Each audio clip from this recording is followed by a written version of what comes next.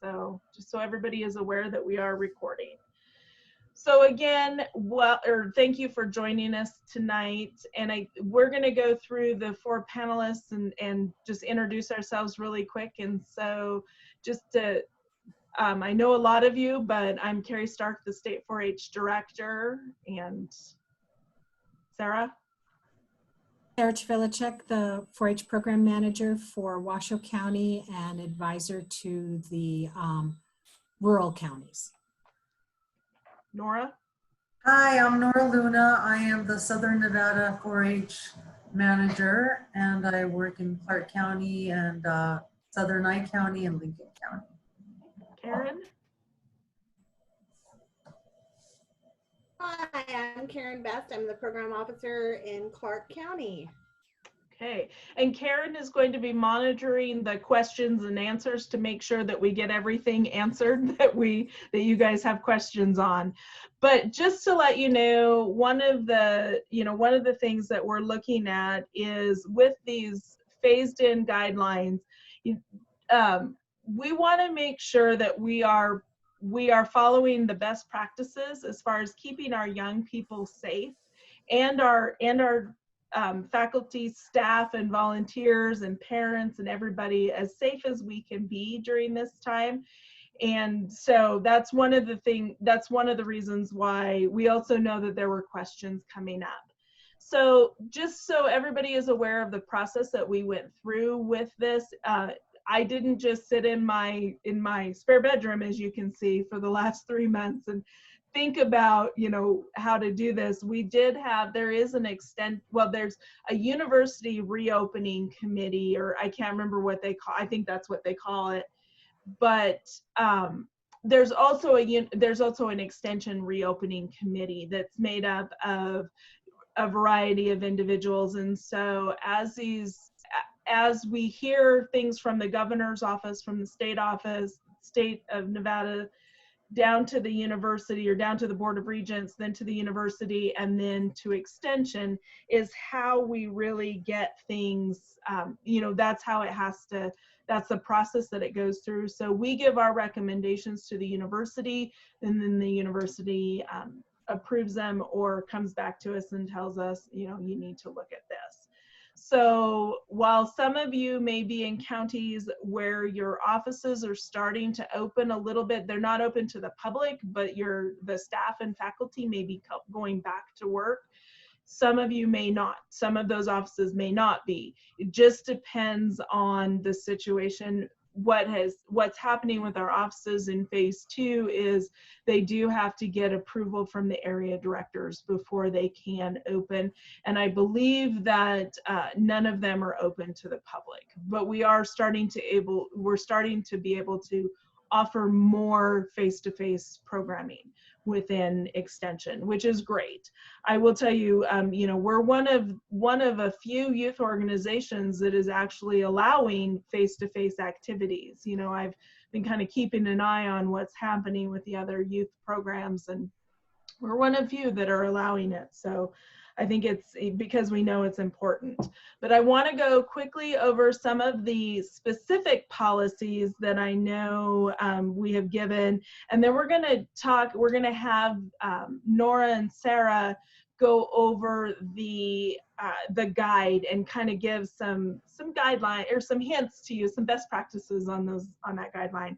So the COVID-19 training that is required, the university is requiring that all volunteers have to go through a COVID-19 training. All faculty and staff do as well, before you can begin working with youth. That link was emailed out to everybody, but the link was emailed out to everybody. If you did not get that link, it is, if you go to the extension website, it is on the extension website, or just let your county office know they should have that link. It takes about probably not quite an hour to complete, but and then once you're done, one thing I do want to let you know is as you do go through that, at the end, you need to put in your name and email address, and then your supervisor's name and email address. The name of the supervisor should be your 4-H staff person or your 4-H faculty person. And then they will get an email saying that you completed the COVID-19 training. If you happen to forget, to like who that person is for some reason, hopefully you don't. The other day I got one from a volunteer at the county, and the email just came to me and I just forwarded it to the county. But that is required. You have to do that before you can begin working with youth again. We do have the 25 person limit to our group size. I realize that the governor has said 50 people or less, but we have to remember that we are working with children that don't necessarily always know how to social distance. And so, it's hard to keep any age from, trying to stay within our guidelines. And so we did make the decision as extension, and all of our extension programs are limited to 25 or less.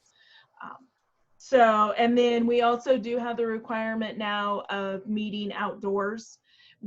Part of the reason we did that was also because face masks are required for everybody that participates, volunteers, youth, everybody.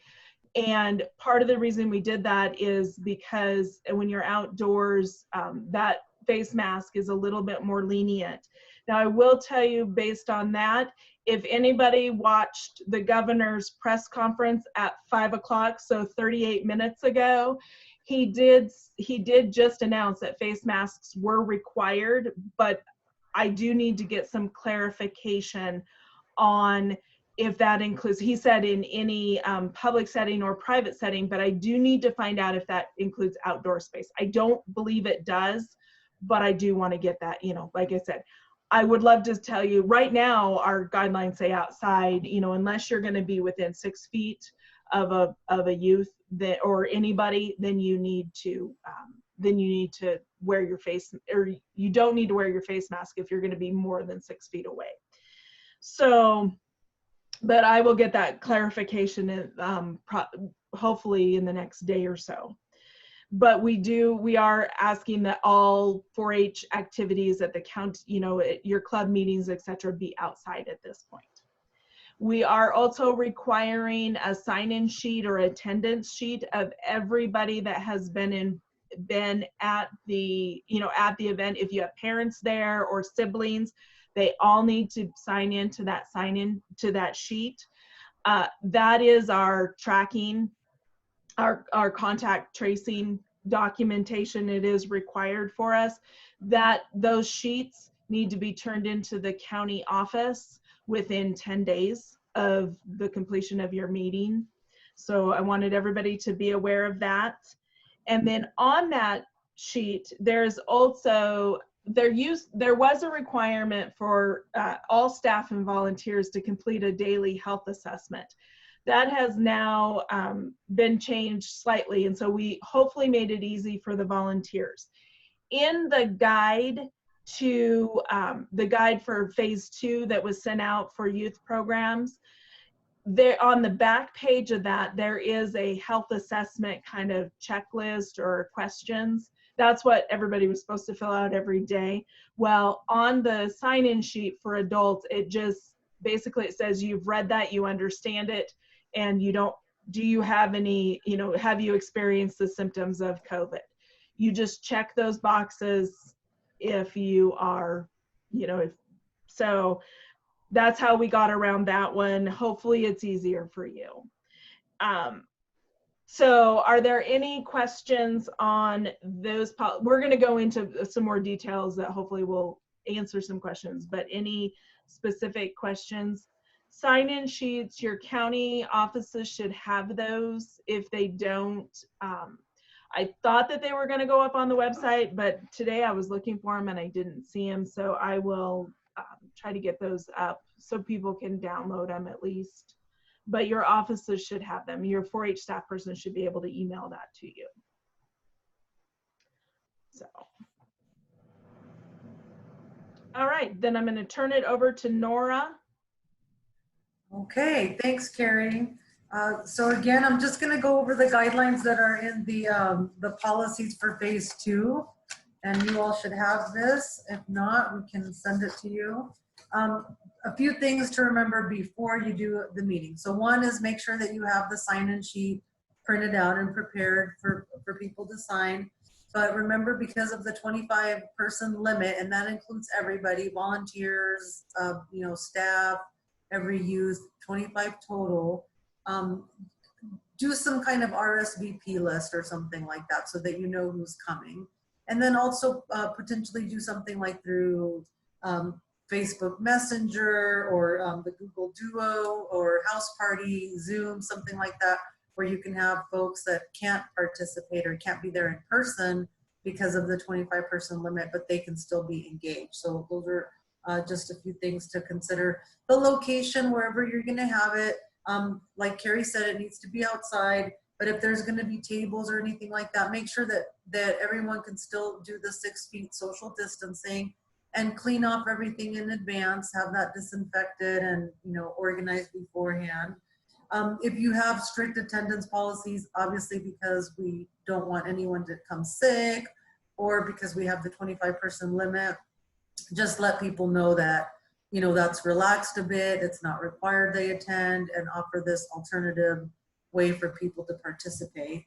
Also, if you really rely on some volunteers for some things, make sure that you maybe schedule some backup volunteers or others in case they're sick or someone in their family's sick, so they don't feel obligated or, you know, a strong responsibility to come when they might not be feeling well, or they have others that they're caring for and they shouldn't be out, you know, right now. And then seating, like I mentioned, in terms of the location, just make sure that it is spaced out so everyone can still be 6 feet apart and there's social distancing. Anything where you're gonna have tools or anything like that, just pre-plan in advance before the meeting to make sure that people don't have to be touching the same thing over and over like that. So those are some things to consider before the meeting, and then I'll let Sarah take it over about during the meeting. Okay, so some of this is you're going to hear the redundancy, and now you're hearing the fire bombers go over my house, if you can hear through my window there. But so obviously there's a fire close by. So in reference to that attendance list, I think all county offices have sent them out to all 4-H volunteers. I know that Washoe 4-H volunteers have received it numerous times, probably more than they want. But it is that like Carrie indicated, that attendance list is also a contact trace list. And if people, they need to remember to have a pencil. So if they don't, then you can designate someone within your meeting to kind of write their name down, just so their name gets on there, and then they acknowledge those questions, those 4 questions about, and it's basically, Carrie was very kind to the university. Got tired in one day when we had to send them in daily. They had 11,000 emails, so they decided that they don't want to receive those daily notifications of our daily health assessment.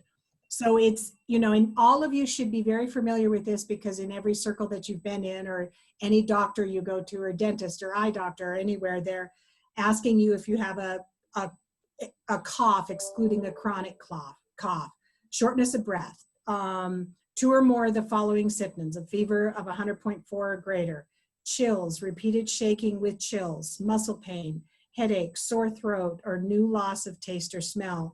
And then if you answered yes to any of those, you'll be asked to leave. And if you've answered no to all of them, then there's no issue. And then so in terms of that attendance list, so whomever is going to take that attendance, then just send it into your 4-H professional in your county. And then your 4-H professionals, I know what I have done is I've set up a file. So I just call it, you know, right now it's just called COVID requirements. So there's a file, an internal file for attendance lists and the leaders trainings and all of that. So it's pretty easy, it will be easy to track it in there. And if your meeting is like going to be a learning environment or a clinic environment, just no touch educational resources. And some suggestions for that is to, prepare a kit ahead of time, or let your families know this is what you'll be doing and have them bring their own supplies. And then to add to that, when we talk about our social distancing and sharing resources, if you've got members that are our family, they can share resources. So put them together because they are a cohort. They've been together since the beginning of this. So you can group them up and you know that they're siblings, so they can sit closer together. They just need to be mindful of the other groups around them. So either have them bring those supplies or supply them already prepackaged for your families. So there won't be any equipment sharing. Carrie will go into a little bit more in depth about shooting sports.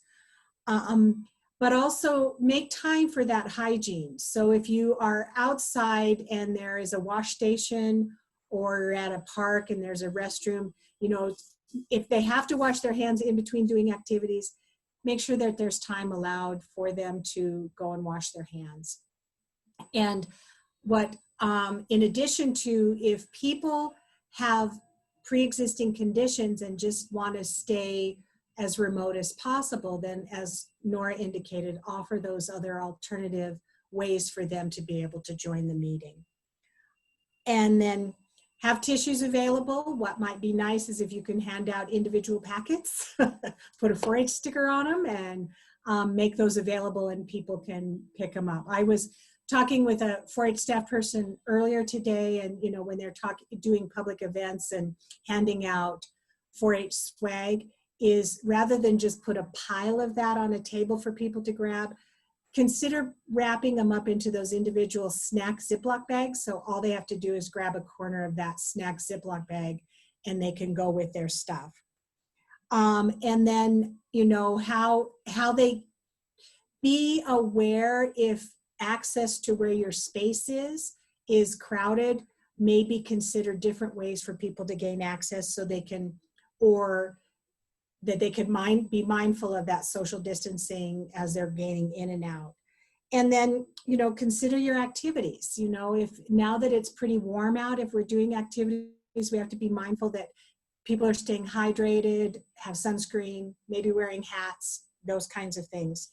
And then instead of hugs, you can do air hugs or air high fives, or elbow bumps, but that still gets you closer than 6 feet. So try to do the air, the happy hands, or, any of those things. And if you're wearing a mask, they're not going to see your mouth smile, but they will see your eyes smile.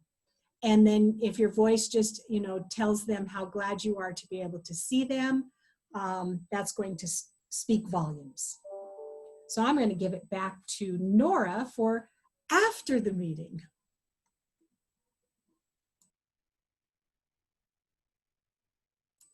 You're muted, Nora. Pretty simple. Just make sure that as kids are waiting to be picked up, maybe have some kind of activity that they can do individually or together but separate, so that they're not getting close to each other as they're waiting for parents to pick them up. And then really cleaning up. And so the policy talks about the 3 types. There's cleaning, disinfecting, and sanitizing. So cleaning would be with soap and water. Disinfecting includes like the stronger chemicals. And then sanitizing is really disinfecting and killing all the germs. So if you can do the strictest level of that would be great. But just cleaning up the surfaces, sanitizing, having just so that everything's clean for the next group or for yourselves for later. So that's basically it. The sign-in sheet, I did have, do the club leaders need to keep that? Carrie, I'm sorry if you said that, or do they have to send it to us? Do we keep those? They send it to the offices, and then the offices keep it on file. Okay, so that's the other thing to do after is send us the sign-in sheet. And I would encourage them to keep a copy for themselves too. Yeah. So Yeah. just, you can scan it and email it to us, or take a cell phone picture of it, because we can convert that to a file and drop it into a folder. So it's Yeah. pretty, Yeah. And so that's it for after, and then Sarah, you're gonna talk about the yes. I am going to jump in really quick, and Colby asked about the health form, or the health analysis form, or whatever it's, I don't even know what it's called anymore. That is on the last page of the phase 2 guidelines. And Colby, I will make sure we email those to you, because I think you started after those were emailed out. So, but they're also on the 4-H website. But I'll make sure. Can you share your screen since you have that document open in your desktop? Yes. Sure. I just have to find it, sorry. So yeah, this is let me go up to the top. Sorry, I'm scrolling quick. This is what the document may look a smidgen different if you got it off the website, but this is essentially, and then, so everybody close their eyes so you don't see it scroll really quick. This is what the health assessment form looks like. You don't have to worry about completing this, you just have to look at it.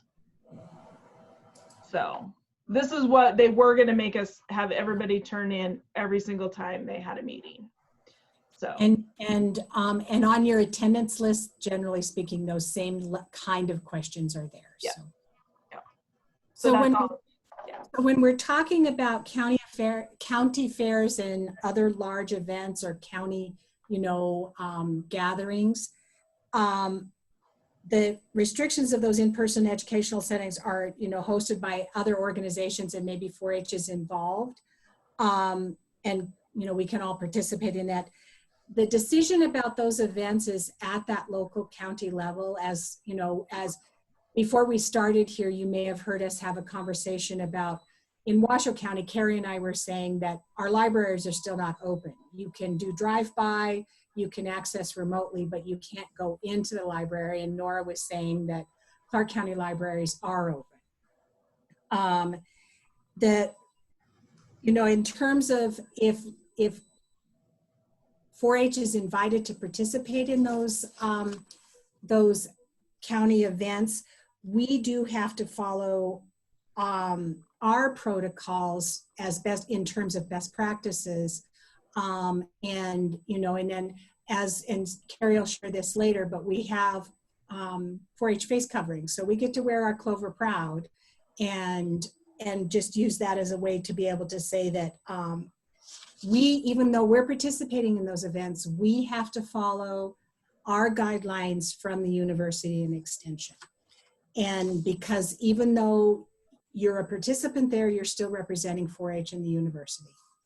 And so we have to abide by those policies if we're going. So far, there hasn't been a youth event.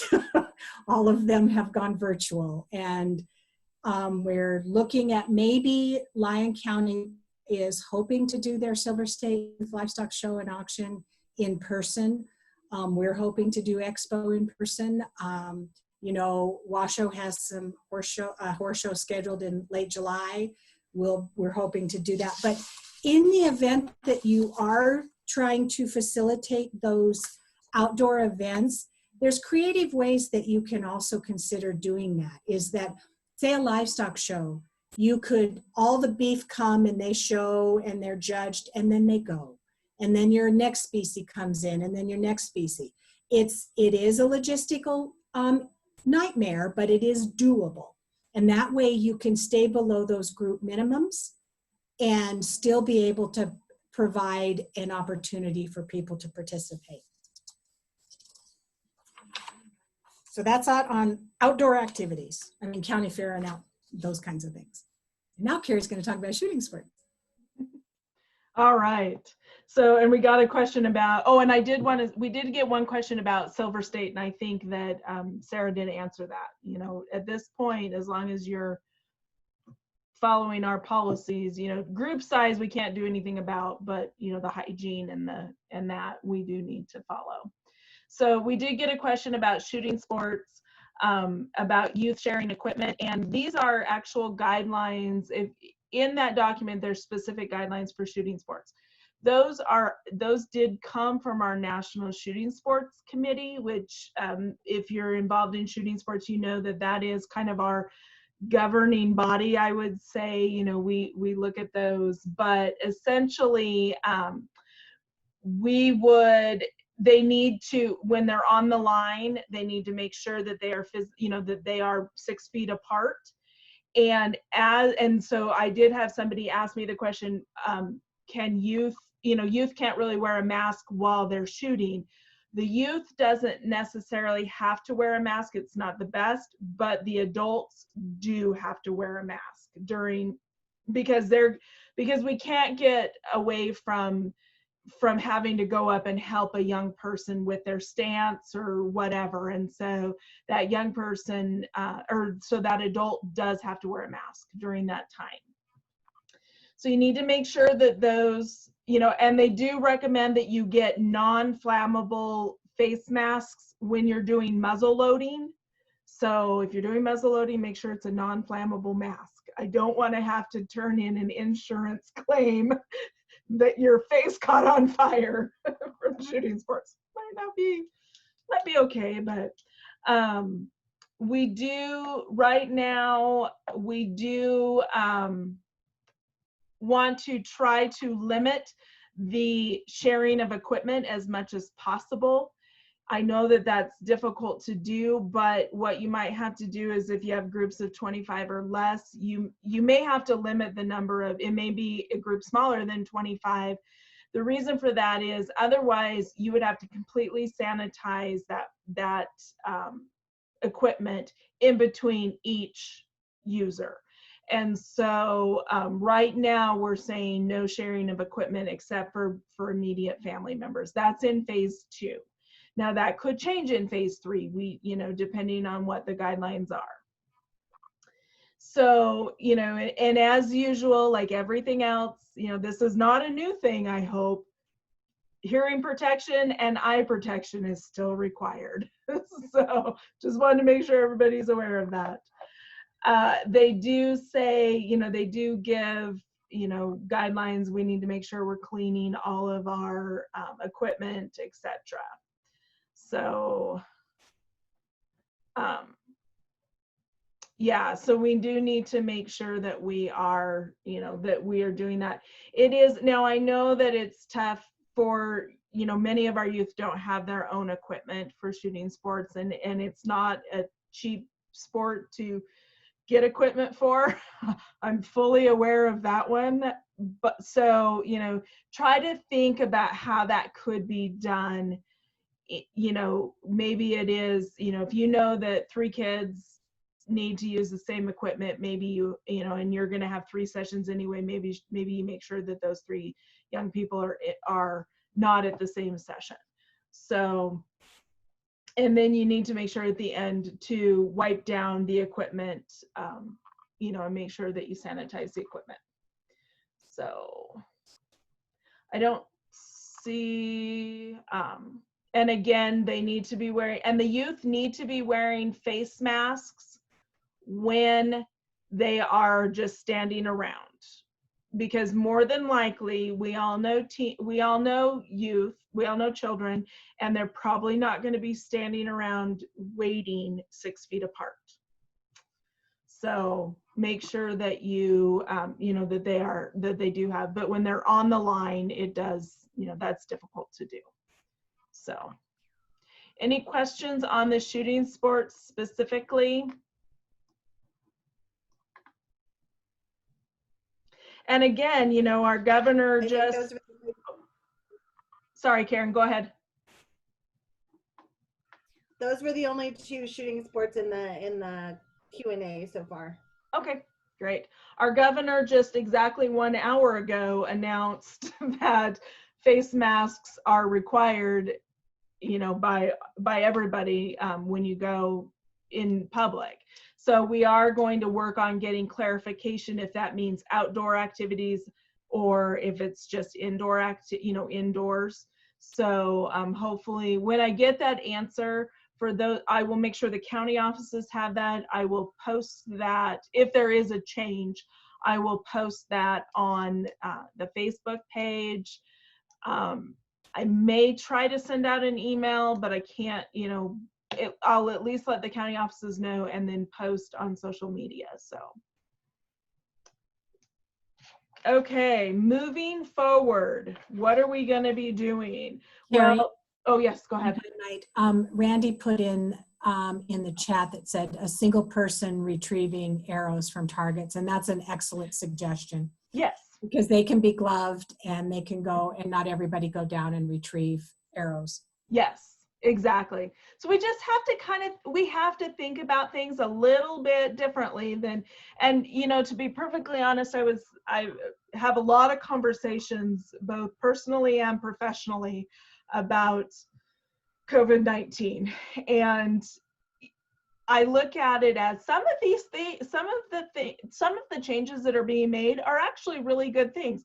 The one that I say is great is the fact that like Walmart is now sanitizing their their carts. You know, all the stores are actually sanitizing the carts. I actually feel much better about that. I hope that that stays. You know, it makes me a little more comfortable because it was pretty gross. You know, and again, some of the things that we're seeing in 4-H maybe, you know, maybe continuing and they'll become common practice. We don't know what all of those are going to look like, but you know, there have been some good things about this. And so, you know, I think, and as somebody explained to me, it's not a new normal now, it's a new world that we're in. And so we just have to remember that things won't necessarily always look the same. So, but moving forward, I cannot tell you really at all what things are gonna look like in phase 3. We, you know, obviously the governor hasn't said anything. The plan was originally to try to be into phase 3 by July 1st. That was what the university was pushing for. I think that's what the governor was pushing for. I'm not feeling as hopeful about that after the governor's announcement or governor's press conference today, but we might. You know, if anybody's been watching, numbers have been skyrocketing, not just in our urban settings, but they're also going up in our rural settings. I've been hearing from several of our staff that numbers are, you know, small counties are actually getting cases now, and so, and they're going up. So I think it's affecting all of us, not just the urban communities, and we have to remember that that's the case. So we just have to, you know, we have to be prepared.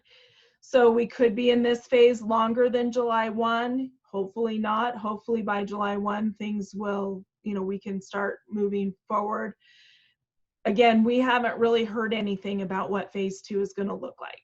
You know, we know that things will, you know, it will open things up a little bit more.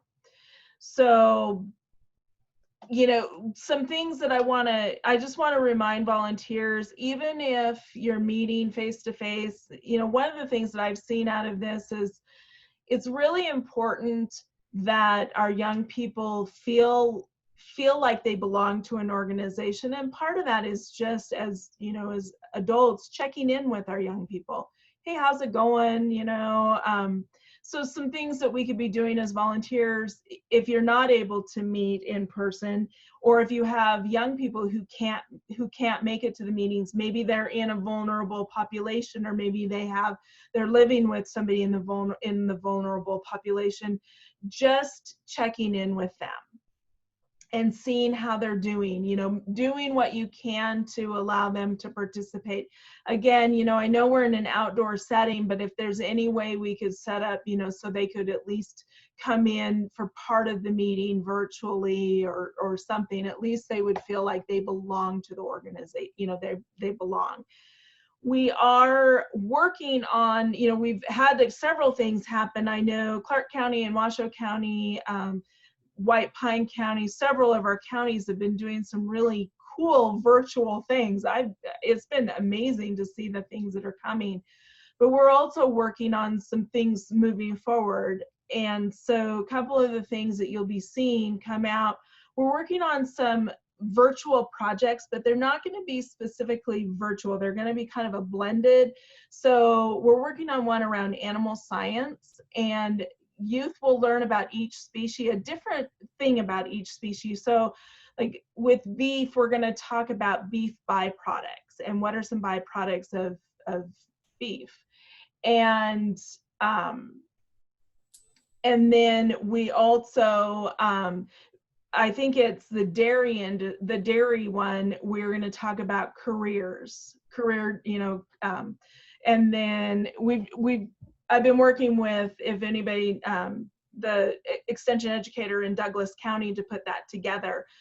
And we've really been working on, more than anything, we've been working on trying to find funding for this so we don't have to charge the youth, because we want to have a video for them to watch, either live or recorded, and then they're going to get a box each week with some activities that they can do at home, and then they can submit pictures or however it's going to look.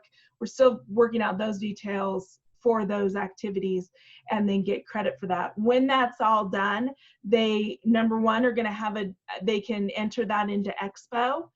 2, they're going to get a certificate of completion and then a medal that says they completed a virtual project, or however we're going to phrase it. So we're trying to get some of those things, make it fun for the youth. And the other one that we're working on is a healthy living activity. And so we're calling it Family Dinner Night. And what that is each week a family is going to get a box, and it's going to include recipes for a complete meal. It's going to have some kind of kitchen utensils. So like the first week they would get a 4-H apron, and I can't remember what the other pieces in there that they would get. They're going to get dinner table topics. So you all sit down at you make the dinner as a family, or however that works and then they you sit down, you've got a couple of questions. So you have some conversation at dinner, because I don't know what it's like at your house, but my house, not a lot of dinner conversations happen, and then there's a family activity for the evening. So just trying to get some, that one, but again, we're just working on funding. So it may be delayed a little bit a little bit longer than we would want, but we're writing a few grants to try to fund those. We've got the pledge challenge going on this week. It's on social media. So each day of the week, we're giving you a different challenge. The head was, it's all related to what's happening in our world. So the head challenge, and I should have had my Facebook pulled up so I can remember them. It was, I think, just creative ways that you're coping with what's happening, especially when we were all at home. So that's some things. A lot of our counties are planning some day camps. They may be smaller than what we want, but that's something that we are really excited about, and I know quite a few counties are doing that. The other one, with having to cancel our overnight camps this summer, we have been working on some virtual camps. Now I know you cannot replace the camping situation with virtual, but we're going to be doing some team building activities using social distancing, and then we're going to have a virtual campfire, and we're getting some teens to lead us in campfire songs and do, and then and I believe that will actually, Kenny, our camp educational coordinator, is actually going to be at the camp, at the fire pit. So it'll be like they're there. And they've been working on, yes, yay to campfire songs. And then they're also, Kenny and Spencer have been working on some short little videos. They have one about just a video of the camp itself, and then also one about tree identification and a couple others. So trying to get some things around camping. And I'm going to answer, so Rich asked the question about holding outdoor, when can we hold indoor trainings? Right now that's planned for phase 3, depending on how long phase 2, and we might look at it on a case-by-case basis. If you're in a large space, that has high wall, you know, I'm thinking in Rich's case there at Fuji Park, it's a pretty good sized building. It's almost like being outside.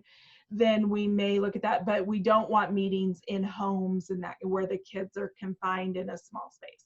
So let's give it a little bit longer and see how long we're in phase 2. Hopefully we'll know more soon.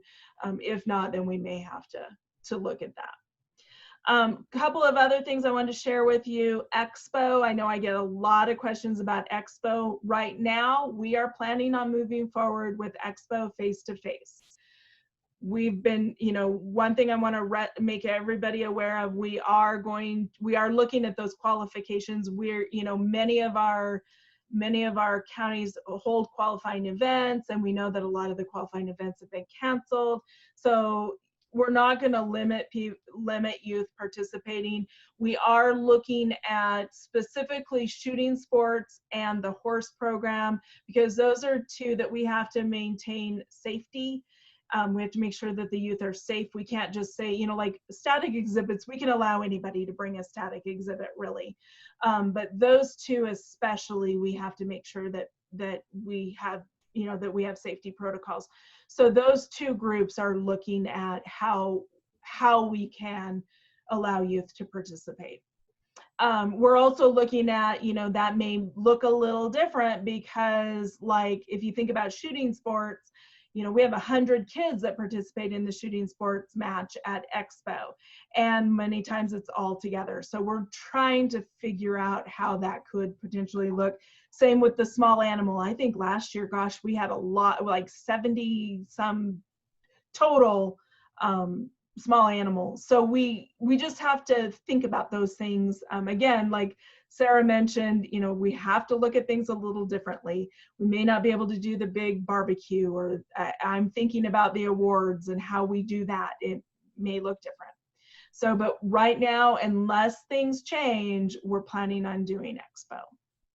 So, and then a lot of our counties are still, they're doing lots and lots of both virtual and small in-person events. So I know Clark County has got a lot of projects going on, variety of things, and you know, a lot of activities go, you know, a lot of virtual things. And then I know again, you know, we have some smaller, you know, things going on at the county level, the day camps, those types of things. So make sure you're checking with your offices to see what's available. What I kind of like the virtual stuff in a way. I know we like to meet face to face, but I also think, you know, the virtual stuff, what it does is it brings us together as a state. And so, you know, young people, and they may have an opportunity to do something that they, you know, that maybe there's not a leader. I was just having a conversation with an extension educator about a bee project, and we're going to offer it statewide, but our instructors and our leaders are going to be in Douglas County. So a young person can take a bee project, you know, and this, I think it's a cool way for our young people to, you know, some great opportunities for this, that maybe, you know, so we're not going across county boundaries. And what I'm finding too is everybody around the state or around the country, we're all sharing ideas. If anybody pays attention to the Facebook posts from the state page, you know, I share a lot of things that other states are doing that, you know, and the same thing, they share what we're doing, and we can get, and I love that because we get this interaction. So, and so we did have a couple of questions. Can we just make it a qualifying show and not a final state competition? And Anna Marie, I think I know what that's related to the dog show. And that we could potentially, we need to just think about that a little bit more, but like the livestock show and the horse show, that's not really the way those work. And so, but Mary, yeah. If I may, also is that, you know, your 4-H professional can help, you know, they can deem your project qualified. Yeah. And so, you know, if your county wasn't holding an event to qualify you for going to office, you know, to Expo pre-COVID, your staff can qualify you. Yeah. Yep. So, and then we had another question about fundraisers. And that's one of those things I think we need to, probably that might be Colby just kind of thinking about how that could work, if you did have a big fundraiser that was canceled, because I know a lot of our counties and our clubs did. And so, believe me, I know. And if I could add to that, just to think of, because I've helped some other clubs and leaders come up with some creative ways, is that, we can resurrect some of these old fundraising techniques that used to be back in the day, was like, and you're just asking for support and you don't have to go to a barbecue. You don't have to buy a raffle ticket. You don't have to do this, but here's what we need support on, and be very clear about what the money will support. And, and what you're asking them for. So as you get a free evening at home, or maybe barbecue in your backyard, but send $20 to 4-H or something like that. So it's just be, and so can we do fund? We can do GoFund, but you still have to follow university guidelines and 4-H guidelines. But yes, you can do GoFundMe so those can be done. Yeah, if you want to do that, then contact one of us and we can help with that. There are some things, and there might be other ways to do it. The university does have some other ways that we can do some of that. What that's called cause marketing, essentially, is what those GoFundMe and etc. So. So here is the other thing I'm going to share my screen. I just want to make sure it's pulled up so everybody can see it before. Sarah did mention okay, thank you. Okay, so okay, there we go. We will have 4-H masks available for sale. Some of the counties have purchased them, so they maybe have some at the county level, but this is what the mask, we're going to have these, and they're going to be embroidered. And so those of you that are county staff that ordered some, you probably haven't seen that yet because I just got it done yesterday. But essentially, we had a little problem with the masks, but we had to reorder them. But those will be, whoa, my screen just went funny. We will have those available and we will, they're going to be $5 a piece. So those staff that ordered them, they're cheaper now because I was able to get a better deal from another company. And hopefully we'll have those. I'm not sure when we're going to have them, but fairly soon, hopefully. So, and Carrie, I do know that I have Washoe County people on. I have purchased them for all 4-H volunteers. So you won't have to pay for that. Yeah. And we do have quite Washoe a few County 4-H volunteers. Yeah.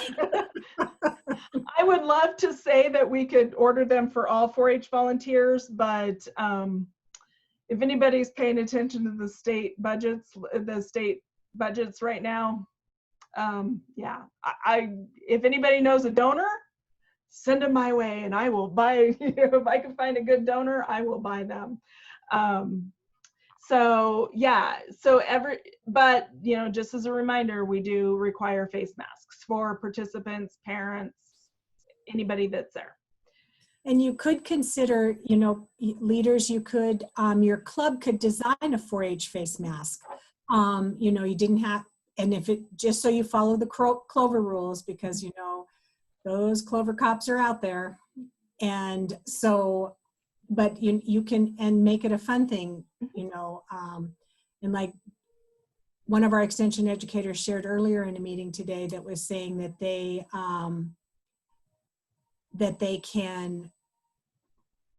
come up with the kids made a rule about everybody wears a mask and, we maintain 10 feet, but that was a club decision.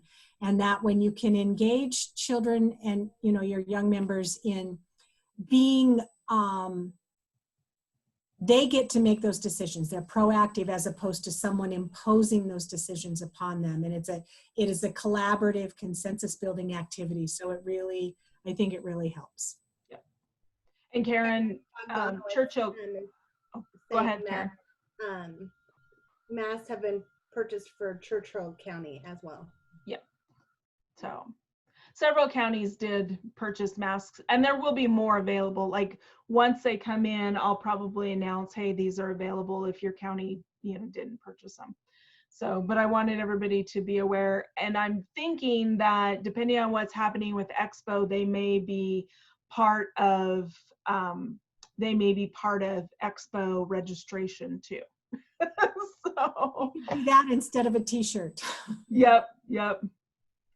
So we do in your 4-H record book. Remember when? yeah.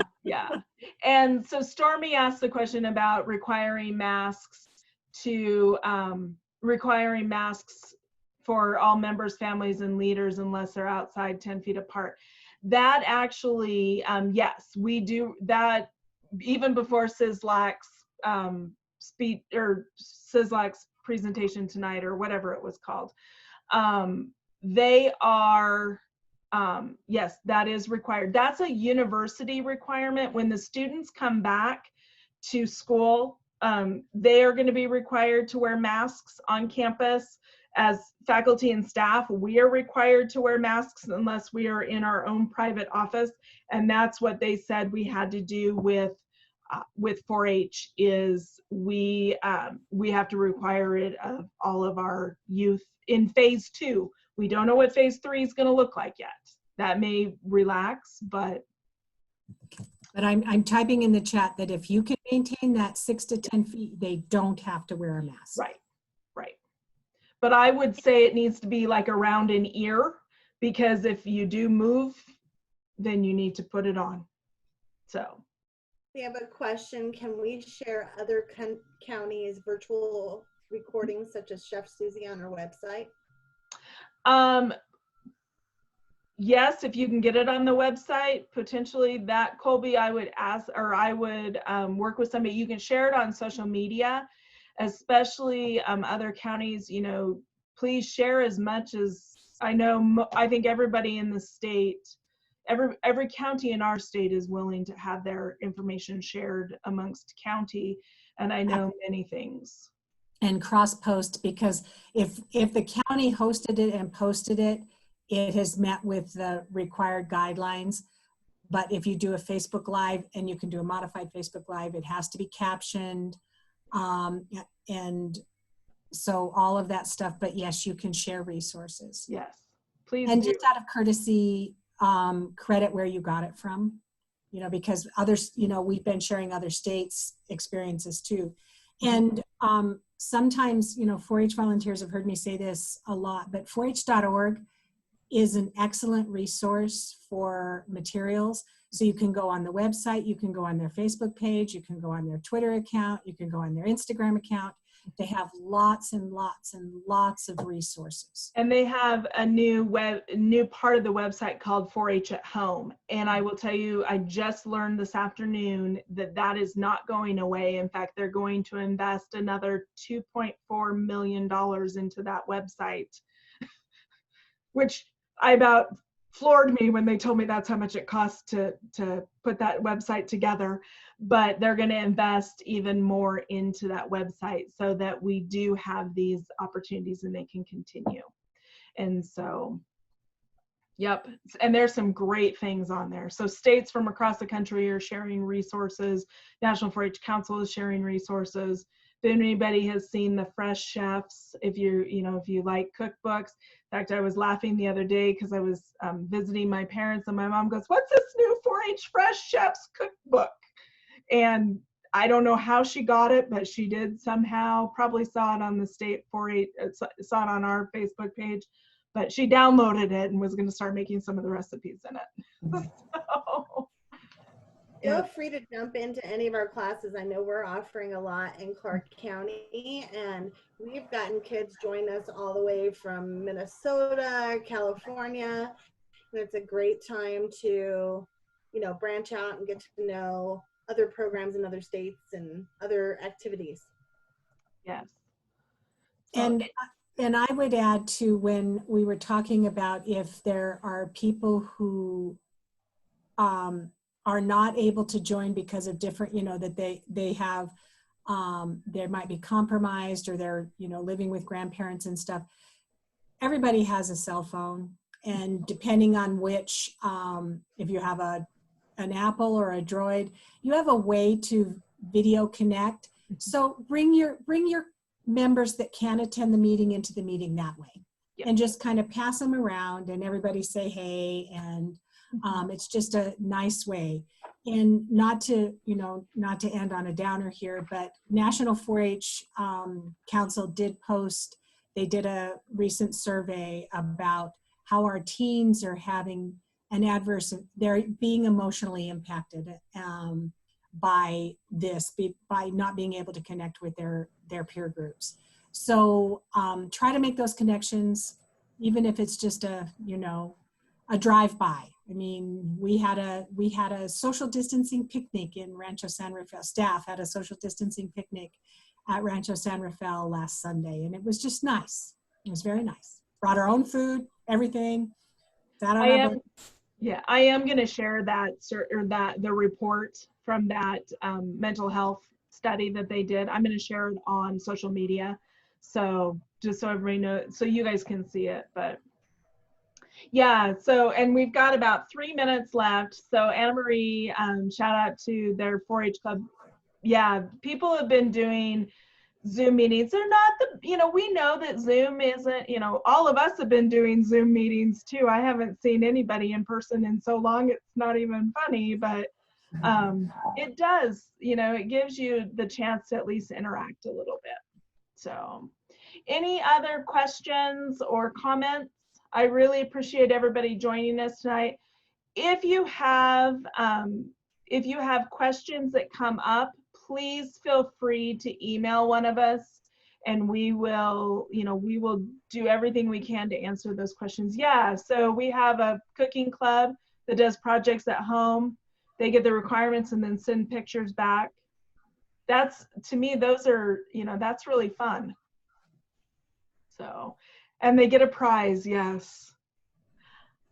And remember the pledge challenge this week. There are some great prizes.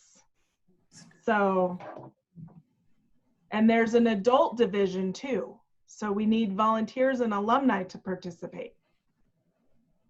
So, all right, 2 minutes, yeah. Good, I like that, Anna Marie, yeah. It was, positives and smiles are as good as personal hugs, and I think that really is. And remember, your eyes smile even when your mouth is covered. So you ever watched America's Next Top Model, smizing? You should be able to go from here and tell that you're happy and smiling.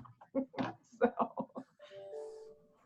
all right. Well, thank you, everybody, and have a great evening. I appreciate everybody joining. Thank you. Thank you all.